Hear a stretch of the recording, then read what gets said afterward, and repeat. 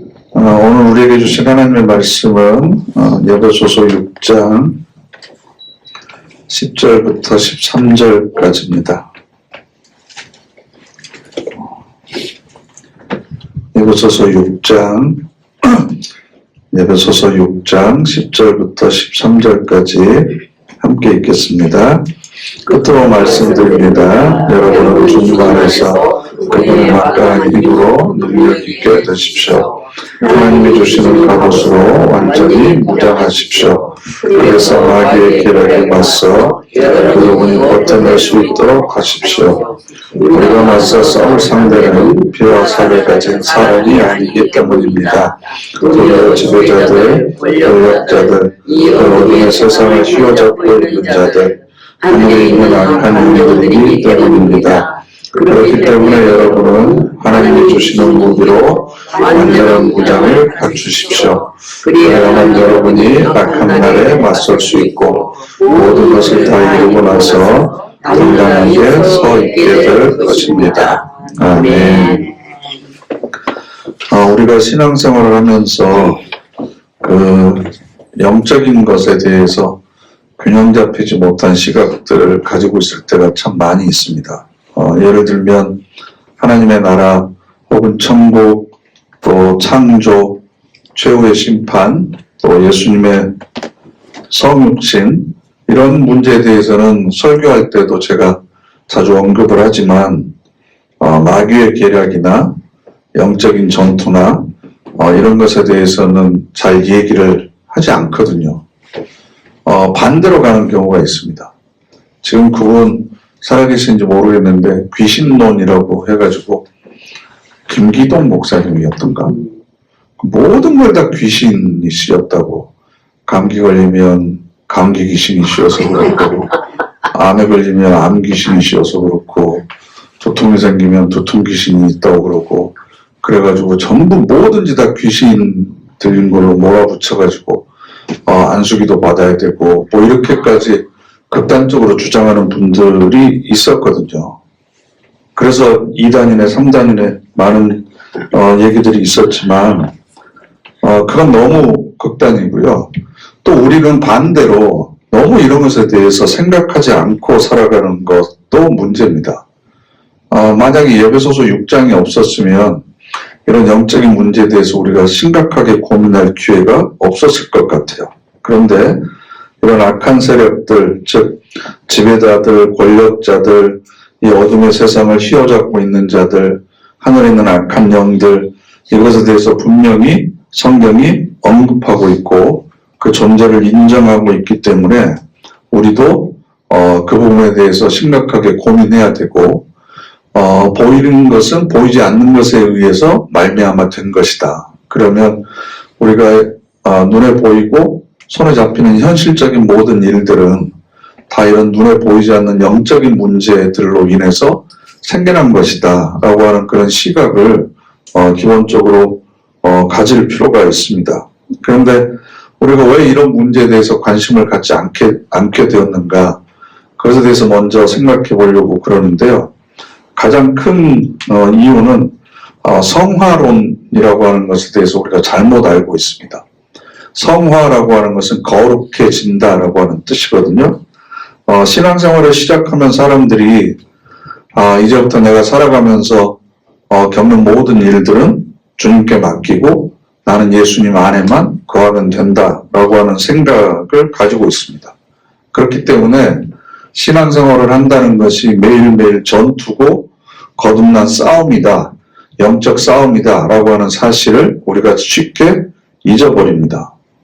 예수님께서 이런 말씀하셨잖아요. 나는 평화를 주러 온 것이 아니라 검을 주려고 왔다. 이 말씀의 의미에 대해서 우리가 심각하게 고민하지 않거든요.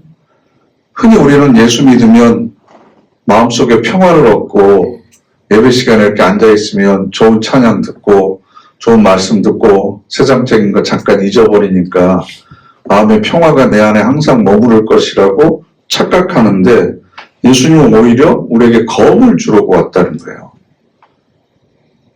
과도가 아니고 과일 깎는 칼이 아니고 주방에서 쓰는 식칼 정도가 아니라 검을 주는 겁니다. 그럼 검은 뭐 하는 데 쓰는 거예요? 싸움. 그렇죠. 전투하는 데 쓰는 겁니다. 마귀의 계략이 있다라고 설언하는 것은 우리가 그것과 싸워야 될 대상이 있는 거죠. 그리고 이 전투라고 하는 것은 6.25 전쟁 때도 그랬는데 고지를 내가 빼앗았다가 또 적에게 빼앗기고 또 빼앗았다가 또 뺏기고 이런 싸움이 계속해서 반복되는 겁니다. 매일매일 혼신의 힘을 다해서 싸워야만 간신히 이길 수 있는 싸움입니다.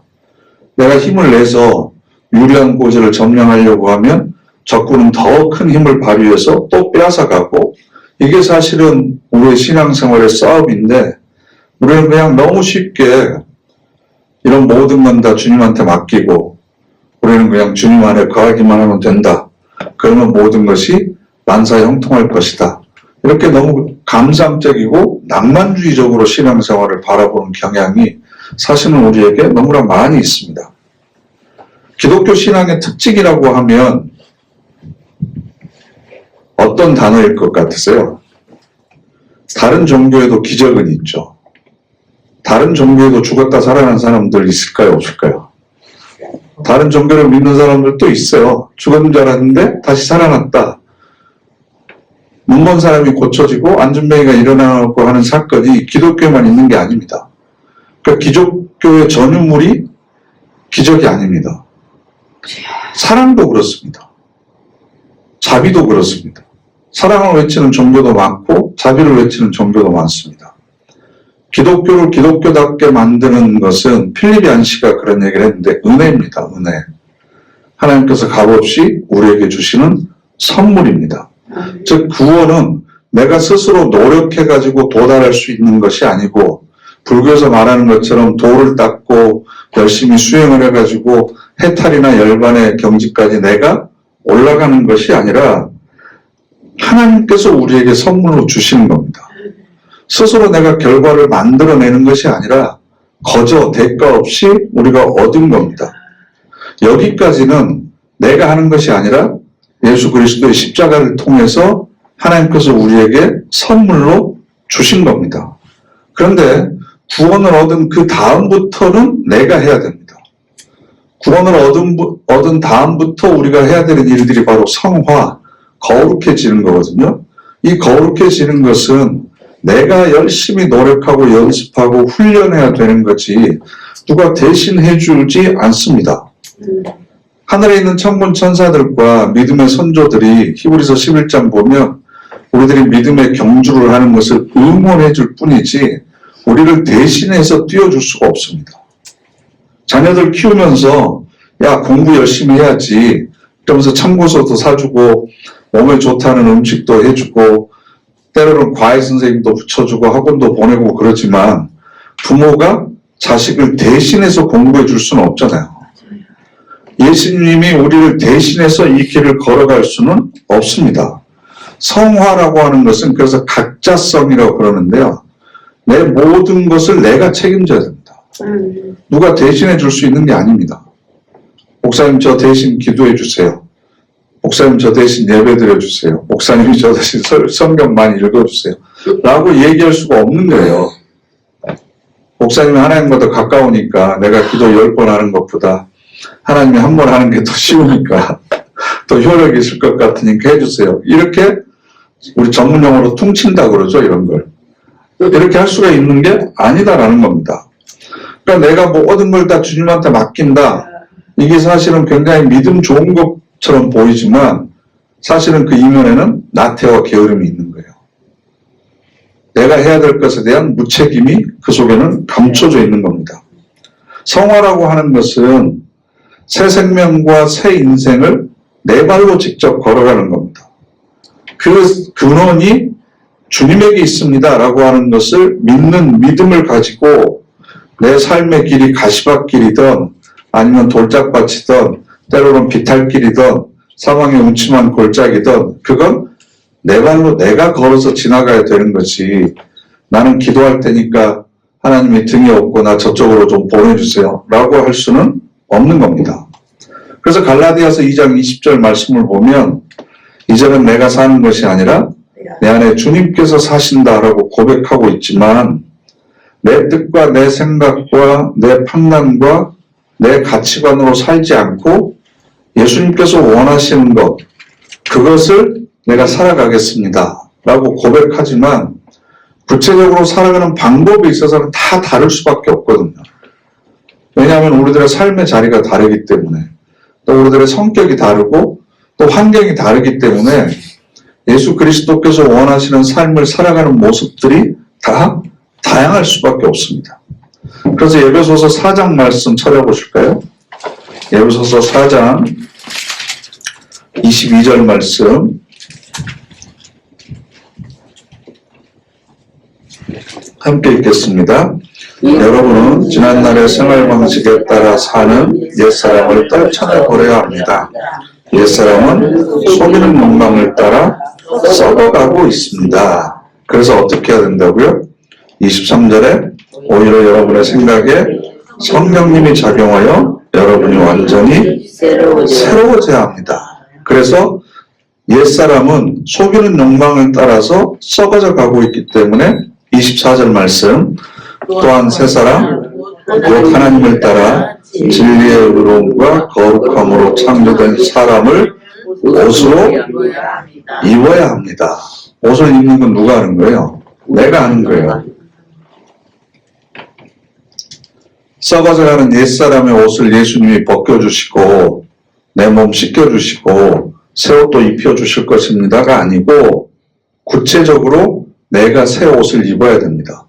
그럼 새 옷을 입는다고 하는 이 비유가 무엇을 의미하고 있는가? 26절 말씀 보시면 그러므로 여러분은 거짓된 것을 떨쳐내버리고 저마다 자기 이웃과 더불어 참된 것을 말하십시오. 또 26절을 보면 화를 내더라도 죄를 짓지는 마십시오. 또 27절에 마귀에게 빈틈을 내주지 마십시오. 28절에 도둑질하는 사람은 더는 도둑질하지 마십시오.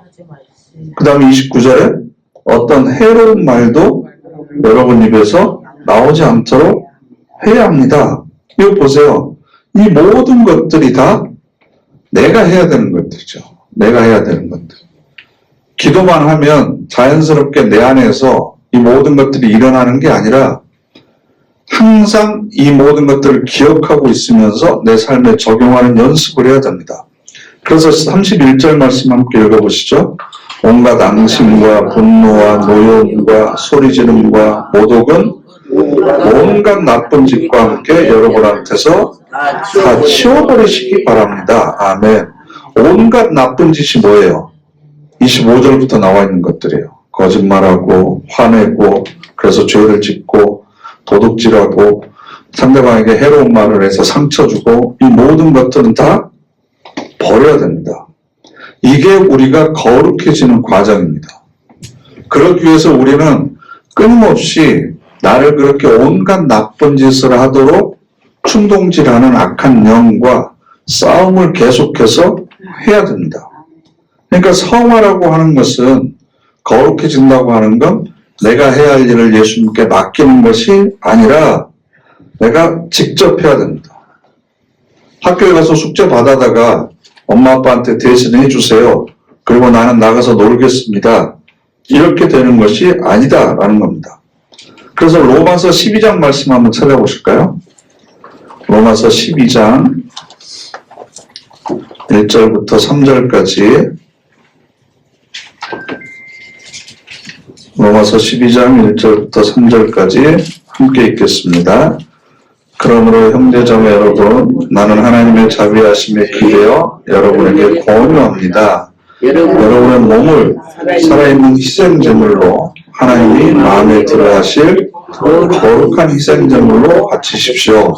이것이야말로 여러분이 드릴 참된 예배입니다. 이 세대의 흐름에 자신을 맞추지 말고 생각을 확 새롭게 해서 달라지십시오.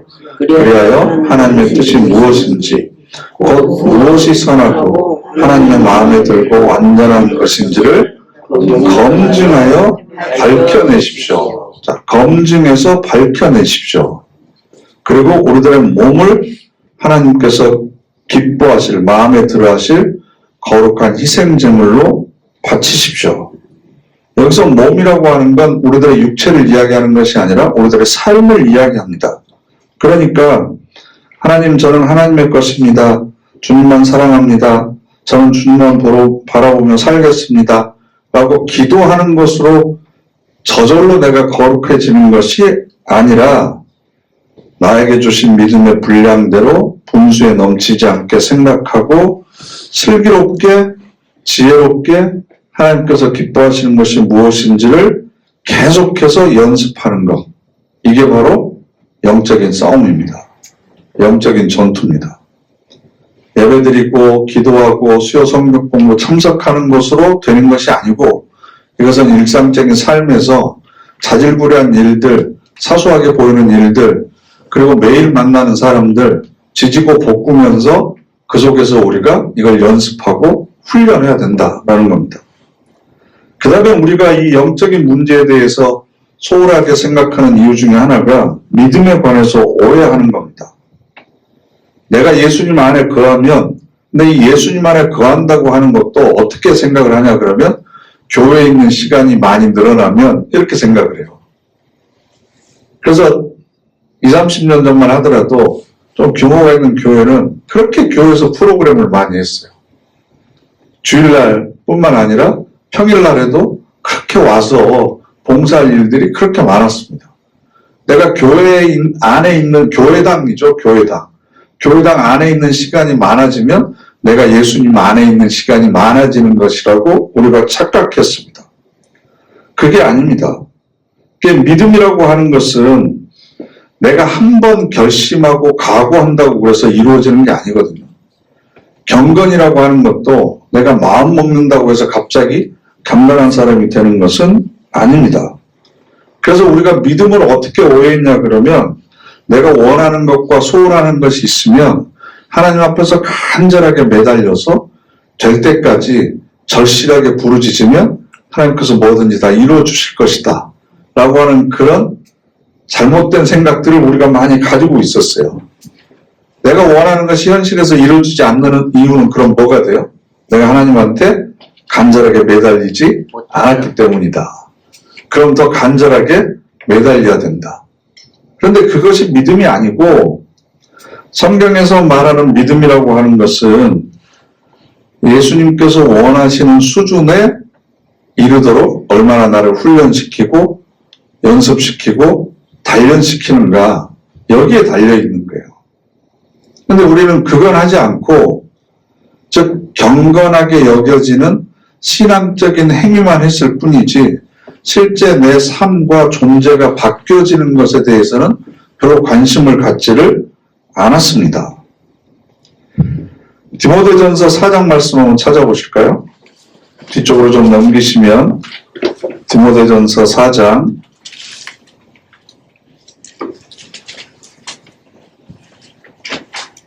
7절 말씀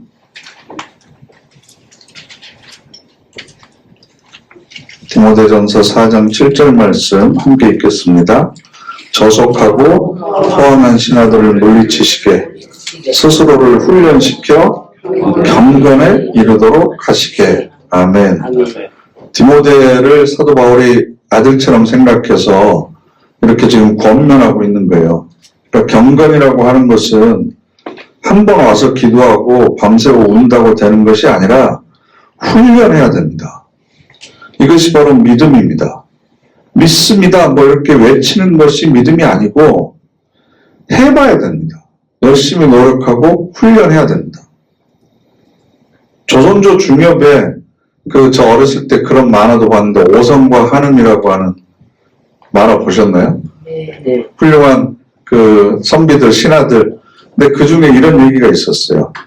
이 서당에 같이 공부하는 학생 중에 칠성이라고 하는 학생이 있었는데 열심히 공부를 하고 싶은데 공부가 잘 되지 않는 거예요. 그래서 이 오성과 한음한테 가서 어떻게 하면 공부를 잘 할 수 있는지를 좀 가르쳐 달라. 비법이 뭐냐? 그랬더니 무슨 방법을 가르쳐 주냐 그러면 밤새도록 새는 독에다가 물을 부어보라는 거예요. 야, 니들 지금 나 놀리는 거냐? 밤새도록 새는 독에다가 물 붓는다고 그 항아리에 그 독에 물이 차겠냐? 그랬더니 한번 해보고 와서 말해라. 해보지도 않고 왜 그러냐. 그래서 그 다음날 칠성이가 와서 뭐라 그러냐 그러면 야 너희들 말이 맞더라. 다 채우지는 못했지만 물을 부어보니까 새는 것도 한계가 있더라. 새는 양보다 붓는 양을 더 많이 하면 물의 독이 차 있더라. 그러니까 그 독에 물이 차 있느냐 안 차 있느냐의 문제는 결국 무슨 문제로 가냐 그러면 내 체력과 끈기와 열심의 문제이지 독이 구멍이 나 있느냐 안 나 있느냐라는 문제는 아니다라는 거예요. 그러니까 경건에 이른다고 하는 것도 마찬가지입니다. 노력하고 또 노력한다고 해서 성공하는 것이 아니라 실패하고 좌절했지만 그랬다가 다시 그만두었다가 다시 시도하고 결국 또 연습하고 훈련하고 이렇게 가는 것이 경건의 훈련을 하는 거지 무슨 경건에 첩경이 있는 건 아니다. 지름길이 있는 건 아니다. 결국 공부라고 하는 것도 특별한 비법이 있는 것이 아니고 계속해서 노력하다 보면 스스로의 방법을 깨닫게 되는 거고 그러다 보면 재미가 붙는 거고 그러면 실력이 향상되는 거지 노력도 하지 않으면서 무슨 특별한 비법이 있는 건지를 물어보는 것 자체가 게으르기 때문이라는 거죠. 그러니까 내가 왜 신앙생활을 이렇게 오래 했음에도 불구하고 다른 사람들로부터 인격과 성품이 달라졌다는 얘기를 듣지 못할까? 왜 나도 권사님처럼 신앙생활 하고 싶어요, 그렇게 되고 싶어요 라는 얘기를 듣지 못할까? 열심히 노력하고 훈련하지 않았기 때문에 그렇습니다. 믿음이라고 하는 건 내가 이렇게 열심히 노력하고 훈련하면 예수님께서 내가 원하는 자리까지 인도해 주실 것이다. 내 노력으로 모든 것이 되는 건 아니지만 결과는 하나님께 맡기겠지만 최선을 다하면 하나님께서 그만큼 나에게 가는 길을 보여주실 것이다. 이게 중요한 거예요. 말하는 게 중요한 게 아니고 그래서 고린도전서 4장 다시 한번 찾아보실까요? 고린도전서 4장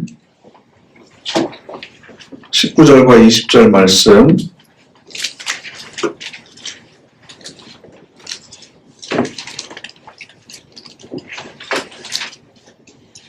함께 읽겠습니다.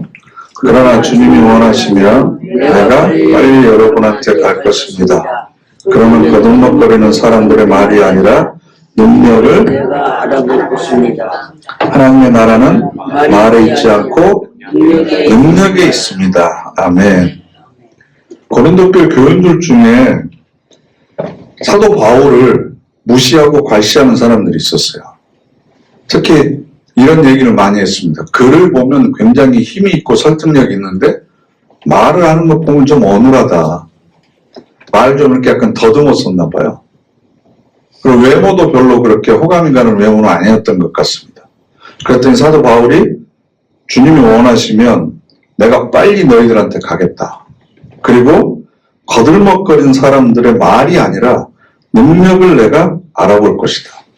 하나님의 나라는 말에 있는 것이 아니라 능력에 있다라는 겁니다. 중요한 건 능력이라고 하는 건 뭐겠어요? 기적을 베푸는 능력, 신비하고 황홀한 경험을 하는 능력 그게 아니고 말씀을 삶으로 살아내는 겁니다. 말씀을 삶으로 살아내는 것. 말만 앞세우는 것이 아니라 실제로 삶을 통해서 보여주는 겁니다. 이게 바로 실력이거든요. 실력. 생각하는 만큼 손과 발이 따라가지 못하면 그건 실력이라고 할 수가 없죠. 머릿속에 아무리 좋은 그림을, 화상을 떠올린다고 하더라도 손으로 그것을 도화지에다가 옮길 수 있어야 그게 실력이잖아요. 그죠? 시상이 떠올라요. 내가 가지고 있는 언어를 가지고 원고지에다가 그 시를 쓸 수 있어야 이게 실력이 되는 거지. 다르게 얘기하면 좋은 생각 가지고 있다고 좋은 사람 되는 게 아니거든요. 나쁜 사람도 좋은 생각 할 때 있어요. 계속 나쁜 생각만 하겠어요? 훌륭한 생각한다고 내가 훌륭한 사람이 되는 게 아닙니다. 아름다운 말을 한다고 해서 그 사람이 아름다운 사람이 되는 건 아닙니다. 능력으로 보여줘야 돼요. 그게 뭐예요? 삶을 통해서 보여줘야 됩니다. 그게 바로 믿음이고 그게 바로 경건이고 이게 바로 성화다라는 겁니다. 그런데 우리는 마귀의 계략, 사탐 혹은 악한 영 이런 단어를 하면 비웃어요. 실제로는 그 마귀의 계략에 이기지도 못하면서 사실은 제일 무서운 계략이 뭐냐 그러면 무시하게 만드는 거예요. 무시하게 만드는 거. 실제로 내 삶에 내 영적인 영역에 깊이 침투해 있음에도 불구하고 그것을 깨닫지 못하도록 하는 거죠. 그래서 마틴 루터가 쓴 찬송가 가사 중에 내주는 강한 성이요 라고 하는 찬양 있잖아요. 그런데 3절을 보면 이 땅에 마귀 들끓어 우리를 삼키려 하나 이렇게 돼 있어요. 예수 그리스도께서 우리에게 강한 산성과 같은 존재이긴 하지만 우리를 끊임없이 넘어뜨리기 위해서 마귀가 이 땅에 들끓고 있습니다. 그러니까 우리가 항상 깨어 있어야 돼요. 깨어 있어야 돼요. 깨어 있는다고 하는 건 잠을 안 자는 것이 아니고 이 영적인 문제에 대해서 항상 생각하고 있어야 돼요. 내가 이런 말과 행동을 하는 것, 이런 선택을 하는 것이 내 안에 있는 어떤 영 때문인가? 내가 지금 어떤 영의 권세에 사로잡혀 있는가? 라는 겁니다. 그래서 메가더 장군이 유명한 얘기 했잖아요. 작전에 실패한 군인은 용서할 수 있지만 경계에 실패한 병사는 용서할 수 없다. 작전에 실패했다고 하는 건 싸워보기라도 했다는 거잖아요. 근데 경계에 실패했다는 건 싸워보지도 못하고 무너져 버렸다는 거거든요. 그러니까 우리가 깨어 있어야 된다라고 하는 것이 바로 그런 의미예요. 영적인 싸움도 해보지 못하고 내가 악한 영의 소나기에 잡혀 있는지도 모르고 그저 그렇게 살아가고 있으면 제대로 영적인 전투조차 못하는 거죠. 그렇기 때문에 우리가 말씀을 읽어야 됩니다. 말씀이 우리 삶에 있어서 교훈이 되는 거죠. 그리고 분명히 기도해야 됩니다. 기도함을 통해서 우리가 힘을 공급받아야 됩니다. 고린도후서 13장 5절 말씀 한번 찾아보실게요. 고린도후서 13장 5절 말씀.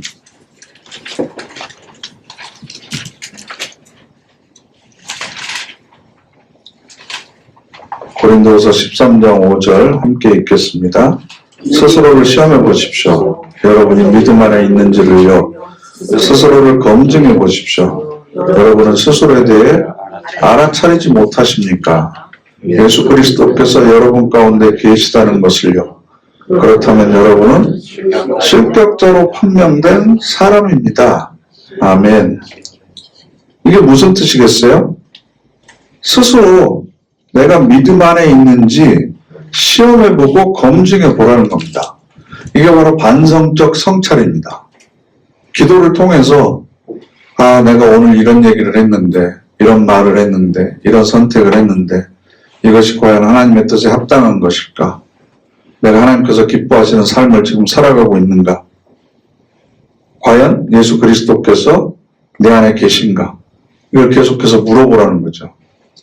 내 안에 육체의 법과 성령의 법, 생명의 법과 사망의 법이 싸우고 있는데 나는 오늘 어떤 법에 휘둘리면서 살아가고 있었는가?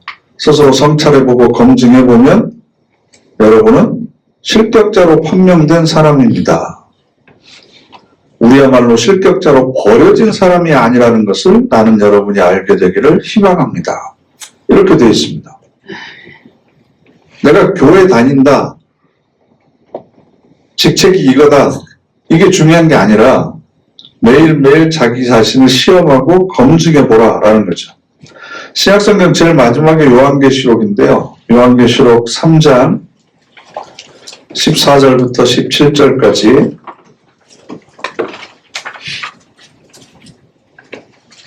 요한계시록 3장 14절부터 17절까지 함께 읽겠습니다. 또 너는 라오디게아에 있는 교회의 신부들에게 이렇게 써보너라. 아멘이신 분, 신실하고 참되신 증인, 하나님의 창조의 시작이신 분이 이것들을 말씀하십니다. 나는 내가 한 일들을 안다. 너는 차갑지도 않고 뜨겁지도 않다. 내가 차갑거나 뜨겁다면 좋을 텐데 이처럼 너는 미지근하여서 뜨겁지도 않고 차갑지도 않다. 그래서 내가 너를 내 입에서 막 토해내려고 한다. 너는 말하기를 내가 부유하며 돈을 많이 벌었고 모자라는 게 아무것도 없다고 한다. 그러나 너는 알지 못하고 있구나. 너는 비참한 처지에 있다. 불쌍하고 가난하며 눈 멀었고 벌거벗었다. 아멘. 지금 사실 우리의 실상이 이게 아닌가. 마귀의 계략에 백전백패하고 있고 속고 있고 차지도 않고 덥지도 않는 믿음으로 살아가고 있고 성도인데 성도다운 싸움을 해보지도 못하고 하나님 제가 악한 영과 싸워서 오늘 이렇게 이겼습니다. 승리가 하나도 없고 깨어서 기도하지도 않고 깨어서 말씀을 읽지도 않고 그냥 주일날 예배 한번 드리는 것으로 또 세상의 향락을 세상 사람들과 더 누리고 추구하면서 나는 그래도 하나님 나라를 알고 있다, 부유하다, 나는 부족한 것이 없다. 왜냐하면 죽어서도 하나님 나라 갈 거다. 이런 말을 계속 하고 있지 않느냐라는 겁니다. 정말 스스로 시험해 봐야 됩니다. 내가 무엇을 통해서 부유함을 누리고 있는가? 잘 먹고 잘 살고 높은 지위에 오르고 상대적으로 남들보다 내가 더 가지고 있는 것이 많고 그렇다고 한다면 우리는 전부 가난한 사람들이다. 눈에 있는 것만 보고 영적인 것을 보지 못하면 눈이 멀었다. 새 사람으로 옷을 입지 못하면 우리는 벌거벗은 것과 똑같다라는 겁니다. 그럼 왜 우리가 이런 처지에 있게 됐는가? 이런 처지에 있게 됐는가? 여기서 이제 오늘 말씀의 제목이 나오는데요. 공격당하는 지성이잖아요. 우리 새한글 성경에는 공격당하는 생각이거든요. 생각. 그러니까 우리가 생각이 우리의 지성이 마귀로부터 공격을 당해서 헛된 생각과 허황된 알을 지금 소유하고 있습니다. 골로새서 2장 말씀 한번 찾아보실까요? 에베소서 다음이 바로 골로새서 빌립보서 다음에 골로새서죠.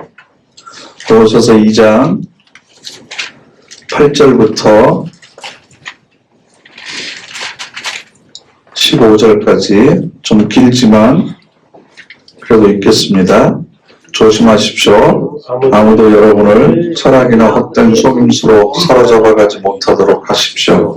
그것들은 사람들이 전해준 전통에 따른 것입니다. 세상의 초보 원리를 따른 것이지 그리스도를 따른 것이 아닙니다. 그리스도 안에는 온갖 온정이 가득한 신성이 몸의 형태로 자리 잡고 있기 때문입니다. 여러분은 그리스도 안에서 가득히 체험을 받았습니다. 그리스도께서는 모든 지배권과 권한의 머리이십니다. 또한 그리스도 안에서 여러분은 할례도 받았습니다. 그런데 그 할례는 손으로 한 것이 아닙니다. 육신의 몸을 벗어버리는 것, 곧 그리스도께서 행하시는 할례입니다.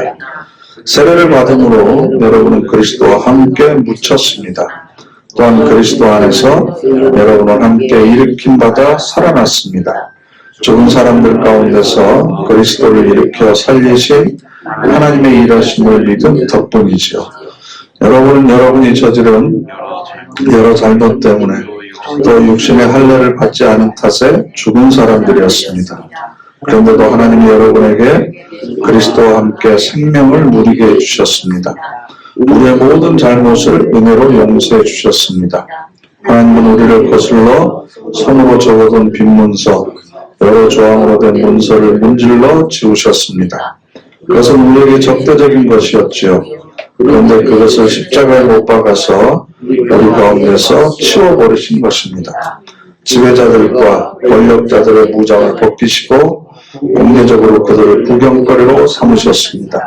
그리스도께서 이기고 돌아오는 개선 행렬에서 그들을 끌고 오셨지요. 아멘. 15절에 나오는 지배자들과 권력자들이 바로 에베소서 6장 12절에 나오는 지배자들, 권력자들, 하늘의 권세를 잡은 자들, 공중의 악한 영들을 이야기합니다. 이 존재들이 우리에게 가장 많이 사용하는 방법 중에 하나가 바로 8절인데요. 8절. 아무도 여러분을 철학이나 헛된 속임수로 살아가지 못하도록 하십시오. 철학이나 헛된 속임수. 흔히 우리가 이야기하는 신념 같은 것을 여기서는 철학이라고 표현을 했습니다. 개똥철학이라고도 얘기를 하는데, 세상에서 믿을 만한 건 내 주먹밖에 없어. 라고 하는 신념을 자신의 개인적인 철학으로 고백하는 사람들이 있죠. 내가 힘이 있어야 사람들이 날 알아주고 인정해줘. 그 힘이라고 하는 것이 물리적인 힘일 수도 있지만 돈의 힘일 수도 있고 권력의 힘일 수도 있고 요즘에는 정보를 가지고 있는 게 힘일 수 있죠. 내가 많은 정보를 소유하고 있다. 또 인간관계, 내가 이런 사람까지 알고 있다 등등이 그래서 브로커들이 생기는 거죠. 그러니까 이런 것들이 전부 다 힘이죠. 때로는 지식이 힘입니다. 법치사에서는 법을 잘 많이 알고 있는 사람이 힘을 더 많이 발휘할 수 있죠. 그래서 전문적인 지식이 있는 사람들에게 그 지식을 우리가 빌리기 위해서 돈을 주고 대가를 지불하잖아요. 지식이 힘이기 때문에 그렇습니다. 그러니까 모든 것을 힘의 관점에서 생각해서 이것이 있어야만 우리가 대접받을 수 있다. 심지어는 나이 들어도 자식들에게 대접받으려면 돈을 갖고 있어야 된다. 그래야만 자식들이 나를 공경한다. 그 얘기를 하시는 분들 보면 나는 자식들이 부모가 돈이 있어야만 공경하는 사람으로 내가 키웠습니다. 라는 얘기밖에 안 되잖아요. 그죠? 우리 자식들은 내가 그렇게 키웠습니다라고 얘기하는 것밖에 안 되는데 왜 그런 얘기를 그렇게 자랑스럽게 하는지 저는 잘 이해가 안 돼요. 물론 인간의 속성이 그렇기는 합니다만 돈이 없더라도 건강하지 않더라도 큰 명예가 없다고 하더라도 부모인 것 자체만으로도 공경할 수 있는 자식을 키우는 게 이게 신앙의 힘인 거고 올바른 부모가 돼야 되는 거죠. 그런데 내가 가지고 있는 신념이 결국 어디에서부터 생기냐 그러면 내가 들은 지식이나 살아온 경험에 의해서 생기는 거예요. 내가 이렇게 살아봤더니 이게 최고더라. 그래도 이래야 된다더라. 그러면서 세상은 끊임없이 우리에게 헛된 속임수를 합니다. 그 대표적인 게 뭐냐 그러면 CF예요, CF. 이 정도는 먹어야 그래도 건강해지고 이 정도는 입어야 그래도 멋있고 이 정도는 들고 다녀야 되고 그래서 이 헛된 속임수에 가장 많이 속는 게 홈쇼핑이잖아요. 쉽게 얘기하면. 그리고 한국 사람들 진짜 귀가 얇잖아요. 저도 그래서 맨날 아내한테 좀 이렇게 야단을 맞는데 뭐가 좋대더라 그러고 그거 진짜 좋은 건가 봐. 저희 아버지 닮아서 그런 것 같아요. 돌아가셨으니까 듣고 계시지 않겠지만 그 옛날에는 이렇게 어디 뭘 이렇게 다녀오시고 나면 시외버스나 고속버스에서 그 휴게소에 들리면 꼭 이렇게 와가지고 뭐 이렇게 쪽지 나눠주고 몇 번 당첨되신 분 그러면 심지어는 그 양복 그 기지도 이렇게 갖다가 이거 이런 분들한테만 드린다고 특별히 싸게 드린다고 그러고 시계도 막 주고 또 그 신기한 연장 같은 거 있잖아요. 그런 것도 하고 뭐 이상한 것들 막 별의별 것들 시외버스에서 이렇게 잠깐 올라와서 팔고 그러잖아요. 저하고 세대가 다른 것처럼 전혀 모르시는 것처럼 그러는데 그래서 가끔 그런 걸 한두 개씩 이렇게 사가지고 오세요. 그러면 제 어머니가 맨날 뭐라고 그러죠. 쓸데없는 거 사용하지도 않을 걸 그걸 왜 가지고 오냐고 그걸 왜 사가지고 오냐고 차라리 애들 과자나 사오지 그런 얘기를 많이 하셨거든요. 이게 전부 다 헛된 속임수거든요. 저것만 있으면 저것만 가지면 내가 그 자리에만 오르면 뭔가 더 나을 것 같고 자꾸 내가 아닌 것으로 나를 증명하게 만들려고 하는 것들이 전부 다 세상의 헛된 속임수들입니다. 그런데 사도 바울이 어떤 사람이었어요? 그 전에 사울이었잖아요. 가말리엘의 문화생에서 율법을 배웠고 그리스 철학을 배웠던 엘리트였습니다. 베냐민 지파였습니다. 왜 베냐민 지파를 내세우냐 그러면 이스라엘의 초대 왕이 누구였죠? 사울 왕이었잖아요. 사울 왕이 베냐민 지파였어요.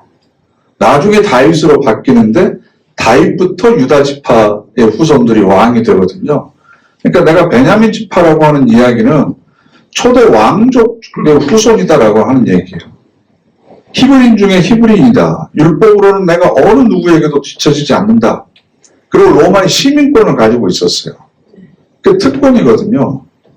그래서 유대 법에 의해서 재판을 받지 않아요. 로마의 시민권을 가지고 있는 사람들은 반드시 로마의 법정에서 재판을 받도록 되어 있습니다. 그래서 사도 바울이 마지막에 로마까지 끌려가잖아요. 재판을 받기 위해서. 그런데 이 모든 것들을 전부 다 배설물로 버렸다고 고백을 해요. 배설물로. 내가 지금까지 살아오면서 경험했던 거, 내가 지금까지 열심히 배웠던 이 지식, 특별히 하나님에 대한 지식, 하나님은 이런 분이라고 생각했고, 그래서 예수를 믿는 사람들은 잡아서 죽여야 된다고 생각을 했고, 스데반이 돌 맞아 죽는 데 있어서 옷을 보관해주면서 공범이 됐었고, 나는 그것이 굉장히 내가 자랑스럽고 떳떳한 일이라고 생각을 한 거죠. 그런데 예수님을 다메섹 도상에서 만나서 사울아 사울아 왜 네가 나를 핍박하느냐? 누굽니까? 당신은 누구십니까? 나는 네가 핍박하는 예수다. 아, 그러면 내가 지금까지 내 경험과 내 지식으로 또 내가 알고 있는 모든 것들을 동원해서 선택하고 결정하고 판단했던 것들이 전부 다 헛된 거구나.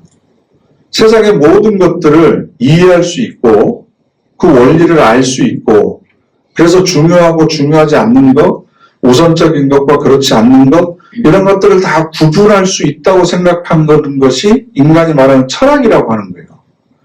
이 세상의 원리를 우리가 파악할 수 있다. 인간은 어떤 존재인지 우리가 알 수 있다. 그래서 여러 가지 이론들을 세우고 아는 거거든요. 그런데 우리가 알지 못하는 영역들이 있구나. 신비한 영역들이 있는 거구나. 결코 해명할 수 없고 납득할 수 없고 우리가 사용하고 있는 언어를 통해서 개념을 규정할 수 없는 다른 차원의 세상이 있는 거구나 라고 하는 것을 깨닫게 되는 거죠. 그래서 모든 것을 배설물처럼 버리는 겁니다. 그런데 이것을 버리지를 못해요. 그래서 신앙생활 하다 보면 제일 우리들의 발을 걸려 넘어지게 하는 마귀의 계략이 뭐냐 그러면 의심하는 겁니다. 의심하는 거. 내가 알기로는 이게 아닌 것 같은데 내 경험을 비춰봤을 때 이건 말도 안 되는 것 같은데 이건 이런 일이 일어날 수 없을 것 같은데 그렇게 의심하는 기준이 뭐죠? 전부 다 내 지식입니다. 내 경험입니다. 이걸 우리가 바울처럼 배설물처럼 버리지 못했기 때문에 계속 헛된 속임수에 걸려 넘어지는 거고 잘못된 철학을 가지고 하나님의 말씀을 잡고 판단하는 거죠. 그 대표적인 게 뭐냐 그러면 구원의 확신이에요. 특히 구원파들이 신앙인들을 가장 많이 넘어지게 했던 게 당신은 언제 구원받았습니까? 당신은 언제 거듭났습니까? 그럼 그걸 아는 사람이 있어요? 우리가 생일은 기억하지만 태어날 때 기억이 있습니까, 여러분? 태어나자마자 뭐 했는지 기억 안 나세요? 저는 나는데 울었잖아요. 근데 자꾸 기억이 나냐 안 나냐? 그때 기분이나 감정이 어땠느냐? 어떤 경험을 했느냐? 언제인지 잘 모르겠는데 언제 내 마음속에 확신이 들어왔는지 특별히 내가 신비하거나 황홀한 체험을 없는 것 같은데 그러면 당신은 구원을 못 받았다. 아니면 거짓 구원 받았다. 확실하게 구원을 다시 받아야 된다. 그래고 데리고 가잖아요. 내가 믿음이 생기고 기쁨이 생기고 확신이 생기고 그리고 하나님의 사랑에 대한 감동이 있고 이 모든 것이 다 구원받은 증거이지 내가 언제 태어났냐에 그러면 여러분 태어날 때 부모님 얼굴 봤어요? 태어나서 본 부모님 얼굴 기억해요? 그러면 성장하면서 본 부모님이 진짜인지 아닌지 어떻게 알아요? 내가 확인을 못했는데 그걸 봤다고 하는데 그걸 기억을 하겠어요? 못하죠. 지금까지 살아오면서 하나님께서 내 삶에 어떤 역사를 하셨는지를 돌아보면 내가 하나님이 나의 아버지인지 아닌지가 구별이 되는 거지. 태어날 때 부모님 얼굴 봤어요? 못 봤죠. 기억이 안 나죠. 그러니까 다리 밑에서 주워온 거예요. 진짜인가 보다. 이런 신앙을 우리가 가지고 있었다는 거예요. 내 확신, 내 경험 이런 것을 가장 우선적으로 생각하는 거죠. 그게 바로 헛된 속임수에 빠져버리는 겁니다. 그러니까 중요한 건 내가 얼마만큼 하나님 앞에서 믿음과 경건의 삶을 살기 위해서, 다르게 이야기하면 거룩해지는 삶을 살기 위해서 매일매일 외부에 있는 공중의 권세 잡은 자들과도 싸워야 되지만 내 안에 있는 사망의 법, 육체의 법과 매일매일 치열한 영적 전투를 해야 됩니다. 그래서 히브리서 4장에 너희가 죄와 싸우되 피 흘리기까지 싸우지 아니한다. 피 흘리기까지 싸우지 아니한다. 어쩜 그렇게 자기 자신에게는 관대한지. 다른 사람의 조그만 잘못에는 눈을 크게 뜨면서 지적하는데 내가 하는 큰 잘못에 대해서는 너무나 쉽게 관용하고 넘어가 버려요. 피 흘리기까지 싸우지 않습니다. 영적 전투를 하지 않습니다. 그러다 보니까 내 삶에 구체적인 변화가 일어나지 않습니다. 그래서 마귀의 계략이 얼마나 교활하고 그 술수가 능수능란한지 항상 깨어서 말씀을 보고 기도하고 깨닫는 바를 삶 속에 적용하고 실천하고, 그래서 마귀의 계략을 이겨내고 승리하는, 그래서 하나님께 하나님 오늘 제가 이렇게 이겼습니다. 승리했습니다. 승전보를 올려드릴 수 있는 그런 저와 여러분 되시기를 간절히 바랍니다. 네. 기도하겠습니다.